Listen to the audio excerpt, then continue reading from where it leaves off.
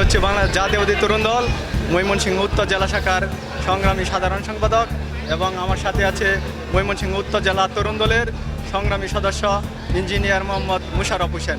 আজকে আপনারা জানেন জাতীয় বিপ্লব ও সংহতি দিবস 1975 সালের আজকের এই দিনে শহীদ প্রেসিডেন্ট, রাকাল প্রেসিডেন্ট, সিপাহী জনতাদেরকে নিয়ে থার্ড ডাকে সাড়া দিয়ে আজকের এই দিনে আধিপত্যবাদের বিরুদ্ধে লড়াই সংগ্রাম করে আধিপত্যবাদদেরকে বিতাড়িত করে বাংলাদেশে একটি সংহতি এবং বিপ্লবের মাধ্যমে জাতীয় বিপ্লব এবং সংহতি দিবসের স্থাপন করে প্রেসিডেন্ট জিয়াউর রহমান সেই নেতৃত্ব দিয়েছিলেন। সেজন্য আজকের এই দিনটিকে আমরা গভীর শ্রদ্ধাভরে স্মরণ করছি। সেই সাথে আমি গভীর শ্রদ্ধাভরে স্মরণ করছি শহীদ প্রেসিডেন্ট, রাকাল প্রেসিডেন্ট জিয়াউর রহমানকে। এবং আমি বলতে চাই আগামী দিনে জাতীয় সংসদ নির্বাচন, এই সংসদ নির্বাচন ঘিরে বাংলাদেশ থেকে এখন আপনারা জানেন পেশিবাদ 5ই আগস্টে পালিয়ে গেছে, কিন্তু পেশিবাদের যে দূষররা তারা কিন্তু বাংলাদেশে রয়েছে, তারা গাপ্তি মেরে রয়েছে।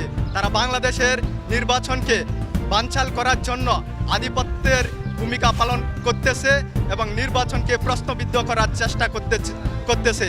আমি তাদের উদ্দেশ্যে বলতে চাই, আমরা জাতীয় বিপ্লব ও সংহতি দিবসে যেভাবে বাংলাদেশকে স্বাধীন সার্বভৌমত্ব ফিরিয়ে আনা হয়েছে, এখন বাংলাদেশের হাজার হাজার জনতা আছে, বিএনপির জনতা আছে, শহীদ প্রেসিডেন্ট জিয়াউর রহমানের হাজার হাজার কর্মী আছে এবং তার সুযোগ্য ছেলে দেশনায়ক তারেক রহমান।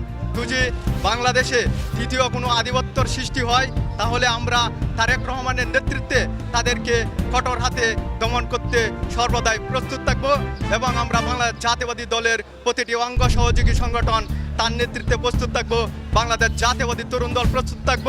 এবং আমি সর্বোপরি বলতে চাই, আগামী যে জাতীয় সংসদ নির্বাচন, সেই সংসদ নির্বাচনে বাংলাদেশের সাধারণ জনগণের সুস্থ এবং সুন্দরভাবে এবং বাংলাদেশকে একটি সুন্দর এবং উন্নতশীল দেশে পরিণত করার জন্য আগামী দিনে দানের শীষে ভোট দিয়ে বাংলাদেশ জাতীয়বাদী দলের পক্ষে থাকবেন, এ আশা আহ্বান ব্যক্ত করে আমি আমার সংক্ষিপ্ত বক্তব্য এখানে শেষ করলাম।